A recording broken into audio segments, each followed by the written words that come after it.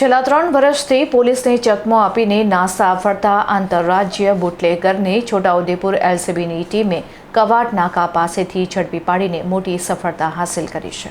છેલ્લા 3 વર્ષથી પોલીસને સતત ચકમો આપી રહેલા મધ્યપ્રદેશના એક કુખ્યાત આંતરરાજ્ય બુટલેગરને એલસીબીની ટીમે બાતમીના આધારે છોટાઉદેપુરના કવાડ નાકા પરથી દબોચી લીધો છે.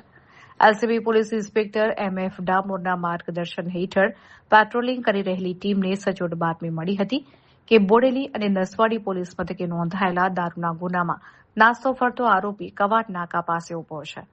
પોલીસે ત્વરિત કાર્યવાહી કરી કોર્ડન કરીને તેને ઝડપી પાડ્યો હતો. પોલીસ પૂછપરછમાં ઝડપાયેલા આરોપીએ પોતાનું નામ ઇબ્રાહીમ ગુલામભાઈ ઉર્ફે ગુલશિંગભાઈ ચૌહાણ હોવાનું જણાવ્યું હતું.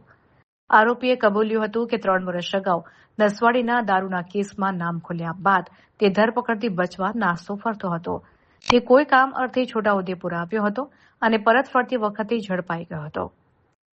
લાંબો ગુનાહિત ઇતિહાસ ધરાવતા રીઢા બુટલેગરની ધરપકડ કરી પોલીસે આગળની કાયદેસરની કાર્યવાહી હાથ ધરી છે.